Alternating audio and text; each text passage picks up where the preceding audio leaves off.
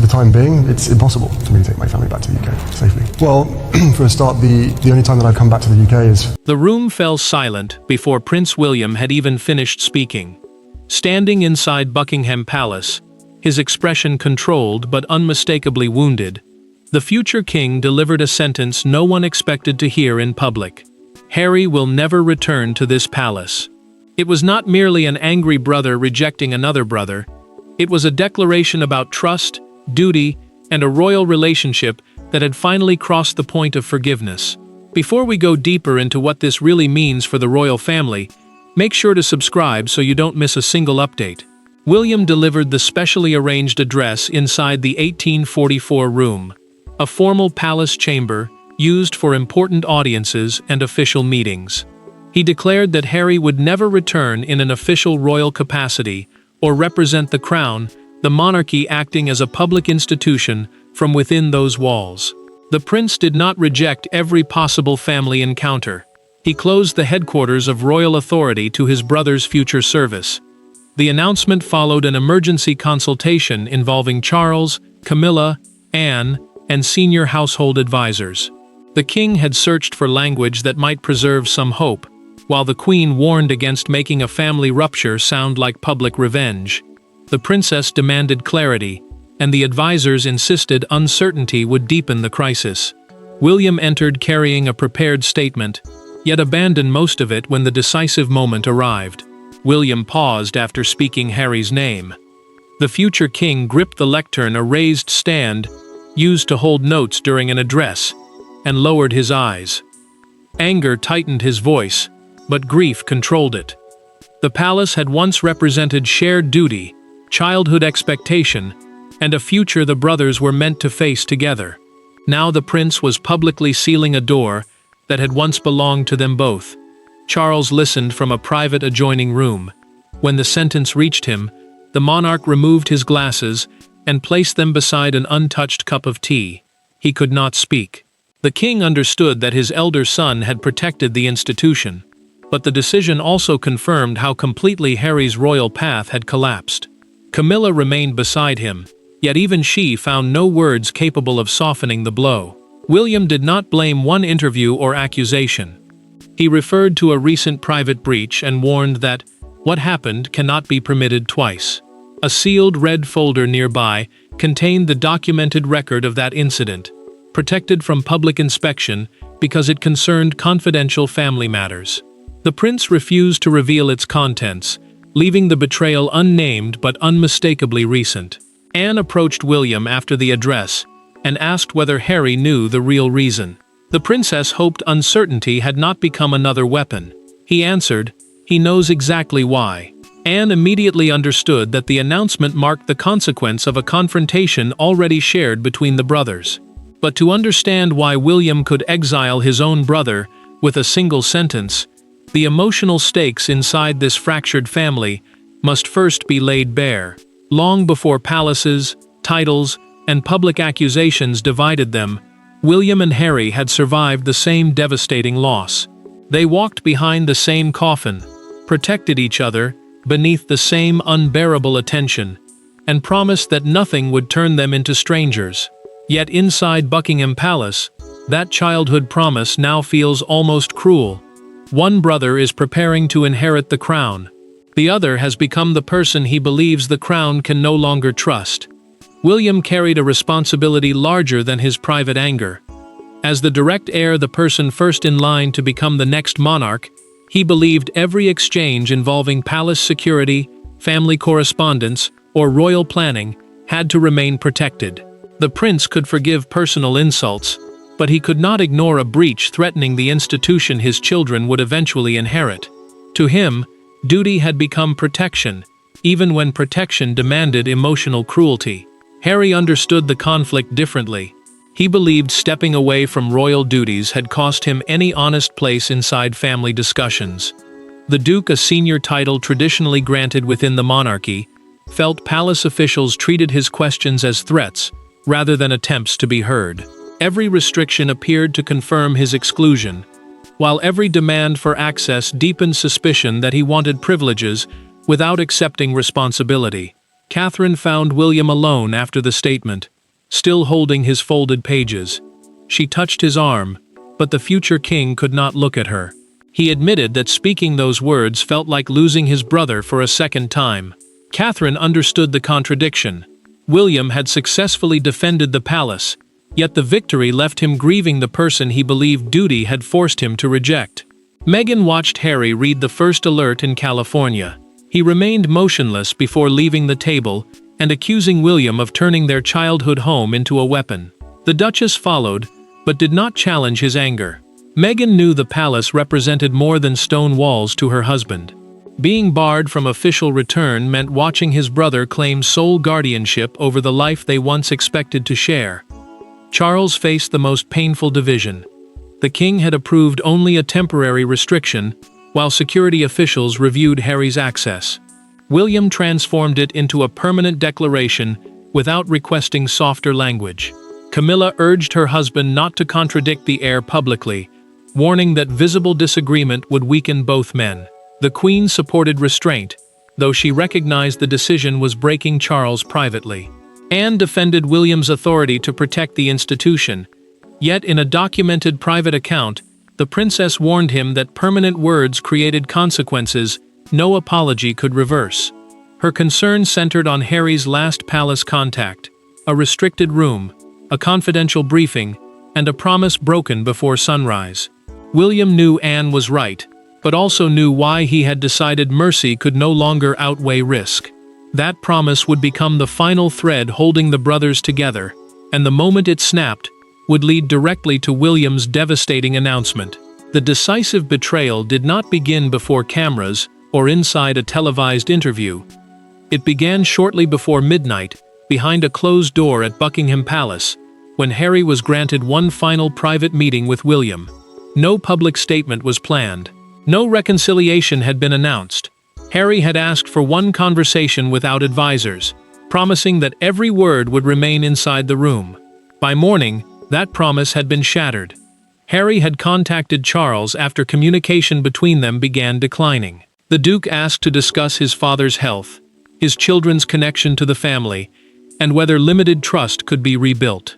Buckingham Palace, the monarch's principal working headquarters, approved a brief visit under strict conditions. Charles hoped the meeting might preserve a family bond without reopening official disputes. William reluctantly agreed to meet inside the Belgian suite, a private group of palace rooms traditionally reserved for important guests and confidential conversations. Both brothers surrendered their phones before entering. The prince insisted that nothing discussed could leave the room, while Harry accepted the condition without hesitation. Their meeting created no formal record because it was intended to belong to two brothers, not the institutions surrounding them. Harry asked whether his children would always be treated as outsiders. William replied that the children were loved and remained part of the family.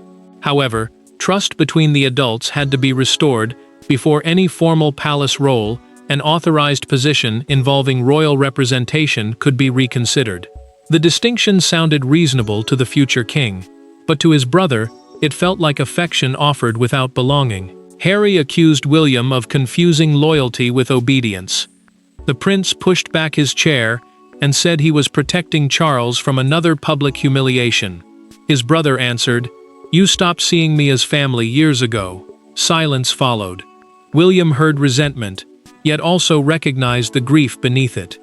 Harry saw authority where he had once expected brotherhood. Morning brought the point of no return.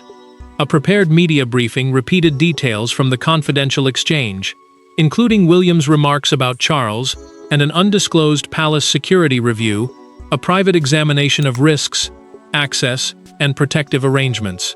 The article did not merely describe tension. It contained language spoken after every advisor had left. Only 4 people knew the precise wording. A documented examination of calls and message timings showed that a summary had been transmitted minutes after Harry departed. He denied authorizing any disclosure, but William interpreted the timing as proof that the meeting had extracted protected information. The prince demanded one final confrontation before deciding his brother's future. Harry accepted, convinced he could explain the leak. Neither man knew Charles intended to enter before their argument ended, carrying questions that would test both sons. When the brothers met again, there would be no childhood memories strong enough to soften what William placed on the table between them. William did not raise his voice when Harry entered the room. That restraint made the confrontation more frightening.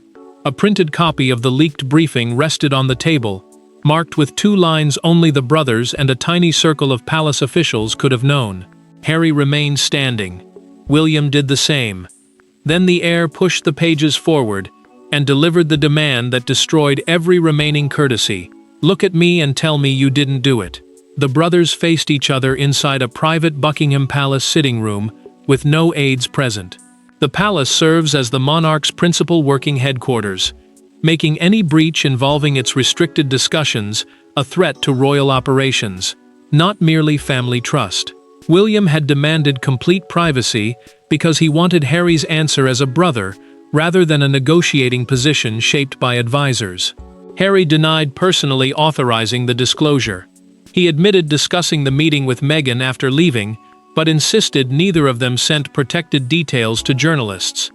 William immediately asked why anything concerning royal security had been repeated outside the room. Harry answered that Meghan was his wife and could not be treated as an outsider whenever the palace found her presence inconvenient. William rejected the defense. The prince accused his brother of repeatedly transforming private pain into public ammunition, forcing the family to defend conversations never intended for strangers. Harry fired back that secrecy had always protected the institution more effectively than the people trapped within it. To him, silence had concealed suffering.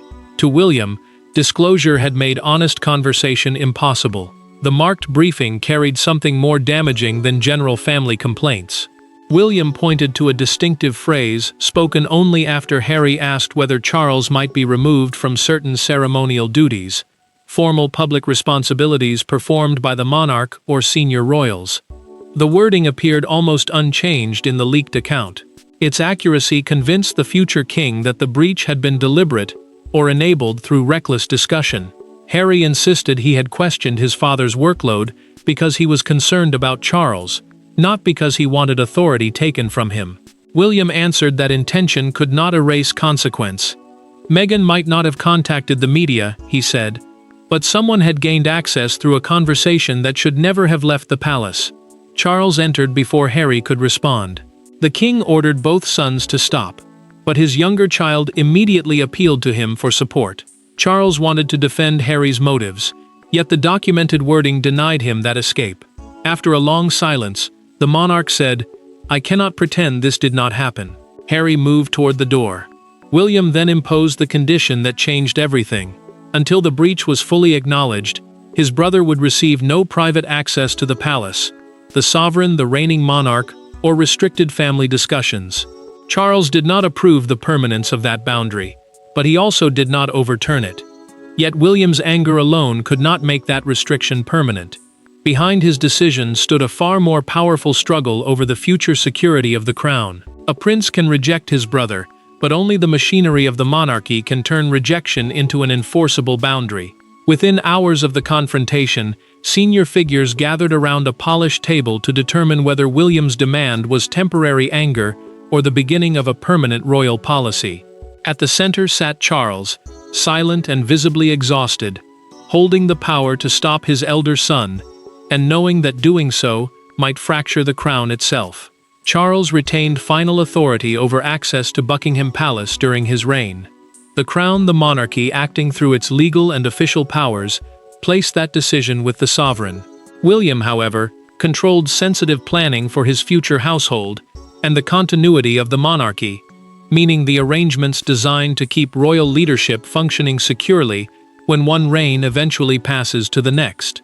Anne argued that personal affection could not override security procedure. The princess warned that rules became meaningless when family guilt created private exceptions.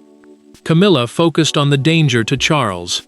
The Queen feared another disclosure might expose his health, confidential advice, or constitutional discussions, private exchanges concerning how the monarch performs duties connected to government.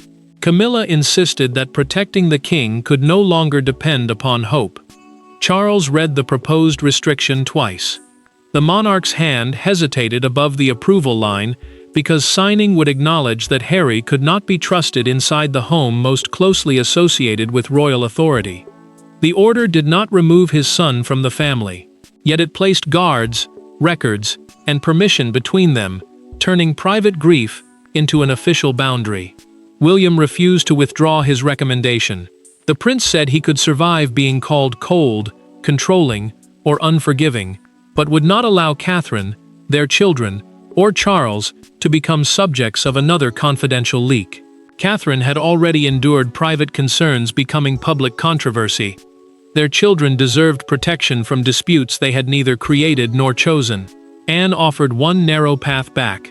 Harry could regain family access by providing a private acknowledgement, identifying how the information escaped, and accepting strict confidentiality conditions. The princess presented the proposal as security repair rather than punishment. It did not require a public apology, but it demanded cooperation capable of rebuilding trust. Harry rejected the wording through a documented response from his representative. He insisted that acknowledging the breach would make him responsible for actions he had never authorized. His refusal changed the crisis. What might have remained a manageable restriction now became a challenge to William's judgment and credibility. Charles signed the access order, a written command limiting entry to protected palace areas, but asked his elder son to remain silent publicly. Minutes later, a media inquiry arrived quoting its precise language. William understood that someone had leaked the restriction already. Silence might now make the palace appear afraid, while speaking would expose the family fracture completely.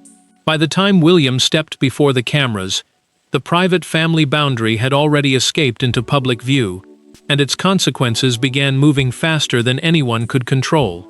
The first consequence was almost silent.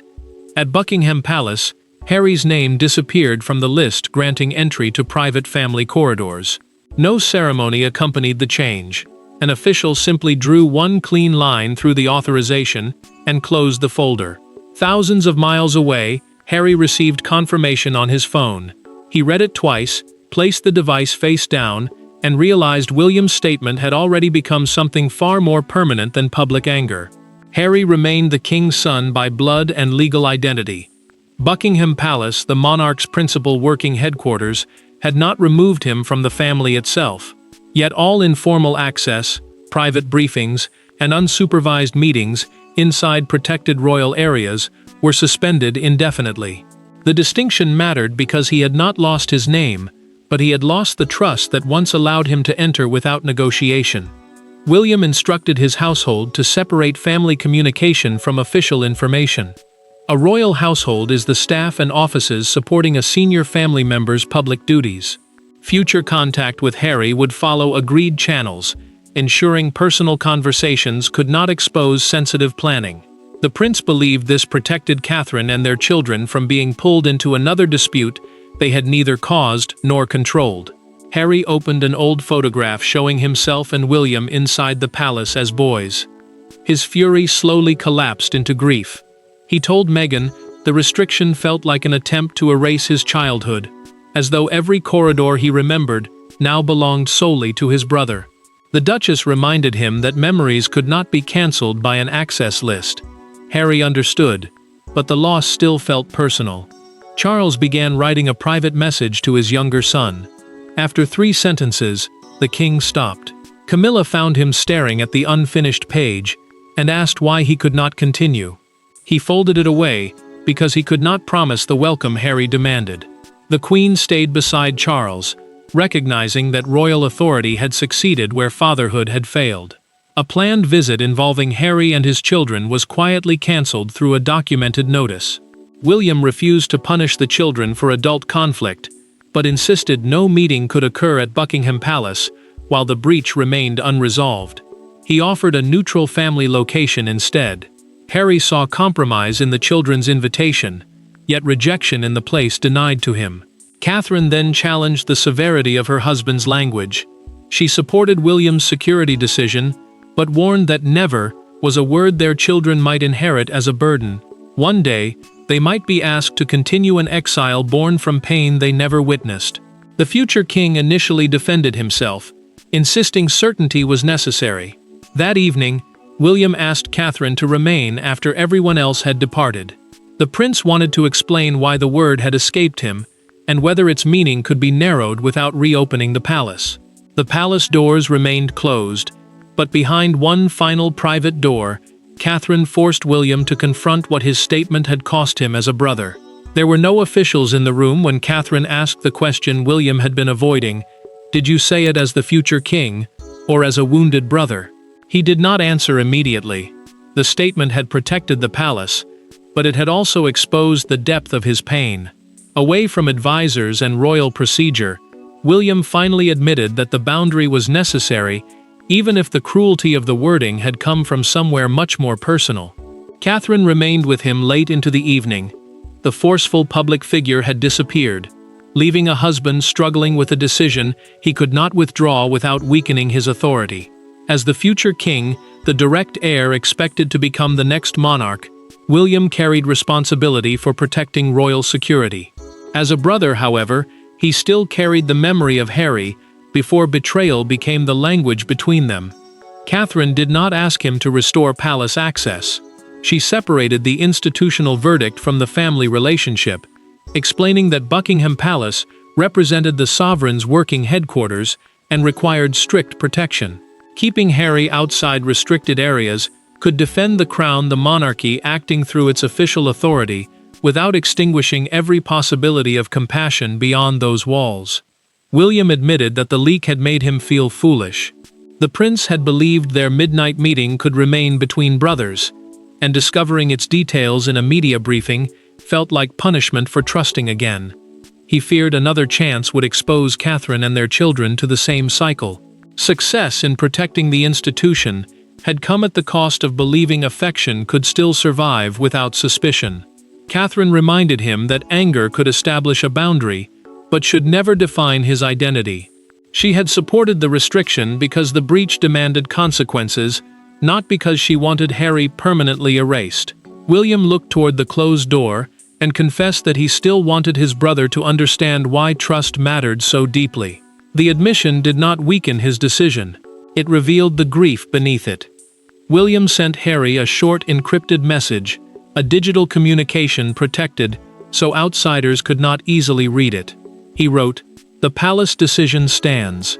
The door to me does not have to remain closed." For the first time, the prince clearly separated official exile from personal abandonment. He offered no return to royal privilege, but he allowed the possibility that brotherhood might exist elsewhere.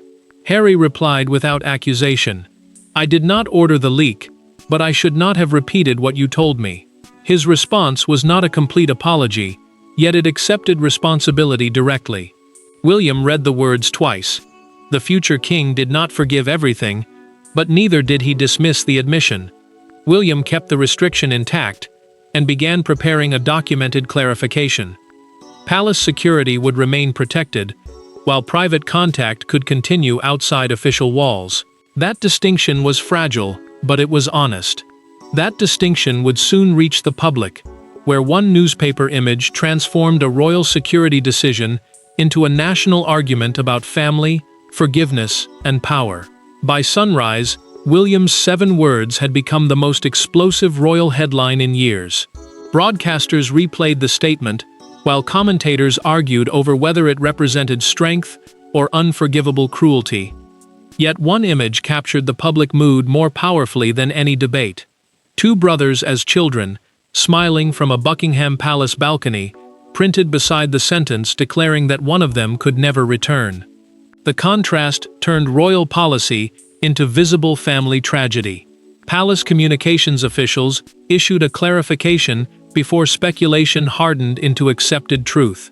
William's announcement concerned official access, confidential briefings, and representation of the crown, the monarchy acting through its public authority. It did not remove Harry's identity as Charles's son, or prevent voluntary family contact outside protected royal settings. The palace door had closed to official return, not to every possible relationship. The statement confirmed that a breached private conversation had triggered the restriction. It withheld sensitive details but supported William's insistence that a specific security failure had occurred. That distinction mattered because the decision was not presented as punishment for old interviews, public accusations, or departure from royal duties. The prince was responding to information that had escaped after an explicitly confidential meeting. Harry watched a broadcaster call him a prince without a palace. The title prince identifies him as the monarch's son, but the phrase made his family identity sound empty without official access. Meghan waited for his anger. Instead, Harry ended the coverage and told the Duchess he would not answer one painful declaration with another. Meghan supported his silence, knowing retaliation would reopen the conflict before private understanding had any chance to survive. William read the coverage beside Catherine and appeared shaken by the childhood photographs. The future king had expected criticism, but not the public display of everything the brothers had lost. Catherine reminded him that people were witnessing the ending without knowing how many private attempts came before it. William had announced one consequence: the public could not see the repeated failures that made it necessary. Outside Buckingham Palace, a small crowd gathered near the gates. One woman placed two childhood photographs together with a handwritten card reading, "Protect the crown but remember the family." The message captured the contradiction no official statement could resolve. Security required a boundary. Love demanded that the boundary not become complete emotional exile. A major newspaper then published the headline, "Palace Door Shut, Brothers' Door Ajar." Its report emphasized William's clarification and Harry's refusal to launch a retaliatory media attack. The absence of another public blow changed the atmosphere. Charles responded with one final proposal. The king asked both sons to accept no palace return for Harry, but preserve direct father and son contact, and carefully protected meetings with William elsewhere. Neither brother would recover everything. Both could stop destroying what remained. The world had delivered its judgment, but the final verdict belonged to the family forced to live beyond the headlines, and it would require loss, acceptance, and one last boundary. Harry did not return to Buckingham Palace. William did not withdraw his statement, and Charles did not overturn the restriction. The boundary remained, because trust, once broken at the heart of the monarchy, could not be restored by sentiment alone. Yet the story did not end with two brothers choosing permanent hatred. It ended with both men accepting a harder truth. Forgiveness and access were not the same, and family could survive only after power was removed from the conversation. Charles approved the final arrangement in a documented access order. Buckingham Palace, the sovereign's principal working residence and administrative headquarters, would host no meetings involving Harry. The Duke would receive no confidential briefings and perform no official duty from within its walls. The monarchy, meaning the crown and the public institution built around it, had drawn a boundary that family emotion alone could not overturn. William confirmed that the restriction protected royal security rather than rewriting their shared history. The prince would permit carefully arranged communication beyond official settings, provided personal contact remained separate from institutional authority. The palace stayed closed because sensitive information required protection. Brotherhood remained possible because the future king refused to pretend that guarding the crown required erasing every childhood bond. Harry responded with a handwritten acknowledgement delivered through an agreed representative. He accepted that repeating part of the midnight conversation had created the conditions for the disclosure. The Duke did not confess to deliberately leaking anything, but admitted failing to protect William's confidence. That distinction preserved his denial while finally recognizing the wound his choices had caused. William read the note alone. He placed it inside a drawer, containing old family photographs, rather than filing it with official security records. The prince did not smile, yet the tension slowly left his expression. Harry had not repaired the betrayal, but he had stopped treating the restriction as meaningless cruelty. For the first time, both brothers recognized the same injury. The brothers later met at a neutral residence with no aides, recording devices, or palace authority surrounding them. William offered no restoration. Harry demanded none. They agreed that future contact would remain personal, confidential, and entirely separate from royal decisions. Their conversation did not recreate the past, but it prevented the future from becoming permanent silence. Charles received documented confirmation that the meeting had occurred. the king closed his unfinished letter and put it away, relieved that he no longer had to choose between protecting the crown and acknowledging both sons. Harry's official path back had ended, but his place as a son and brother had survived.